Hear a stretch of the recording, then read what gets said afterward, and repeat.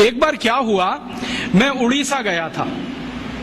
उड़ीसा में एक पर्वत है, उसका नाम है गंधमार्दन पर्वत। इसका जिक्र हमारे रामचरितमानस में भी है, वाल्मीकि रामायण में भी है, और सबसे अच्छा सुंदर वर्णन इसका रघुवंशम में है, कालिदास ने किया है, गंधमार्दन पर्वत। तो जहां ये गंधमार्दन पर्वत उड़ीसा में है, मैं वहीं गया था। जिस गांव में है उसी गांव में गया था, और वहां मेरी एक सभा हुई थी। मैंने उस गांव के सरपंच को पूछा कि भाई ये गंधमार्दन पर्वत बड़ा मशहूर है, भारत के शास्त्रों में इसका बहुत वर्णन है, जरा बताओ इसकी विशेषता क्या है।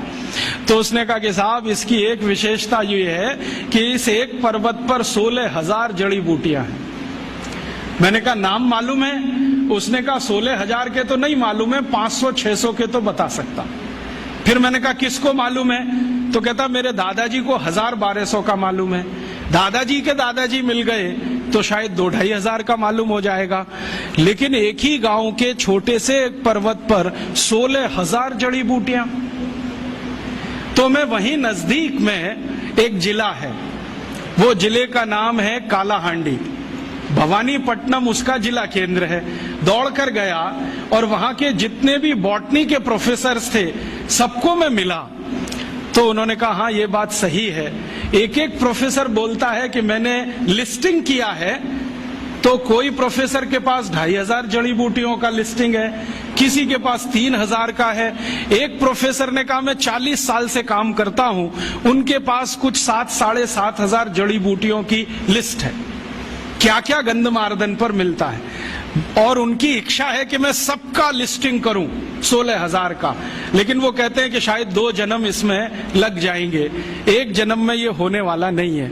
आप सोचो, गंधमार्दन पर्वत एक भारत के जिले के एक गांव के नजदीक का छोटा सा पहाड़, वहां पर इतनी जड़ी बूटियां, तो संपूर्ण भारत का जो मुकुट है हिमालय, उसकी कल्पना करो। भारत के बहुत सारे पादप विशेषज्ञ, पौधों के विशेषज्ञों से मैं मिला हूं, तो उनका कहना है कि राजीव भाई कम से कम 84-85 हजार जड़ी बूटियां तो हिमालय में मिल ही जाएंगी।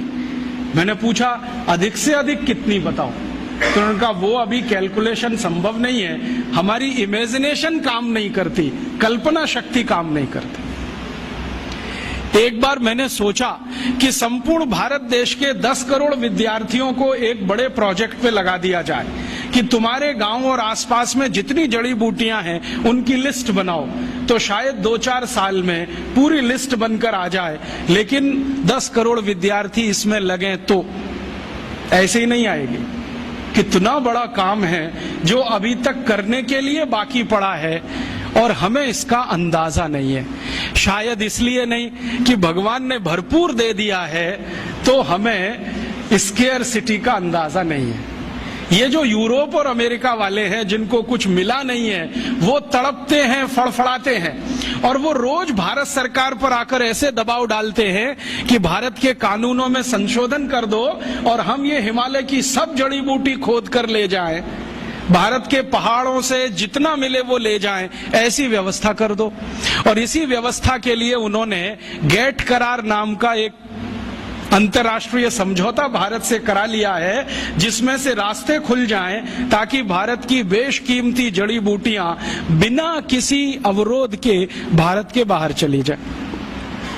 वो तड़पते हैं, और इतने सारे रिसर्चर्स वहां से आते हैं यूरोप और अमेरिका से, वो एक ही बात के लिए यहाँ काम करते हैं, किस इलाके में क्या क्या जड़ी बूटियां हैं, कौन कौन से क्षेत्र में क्या क्या मिलता है।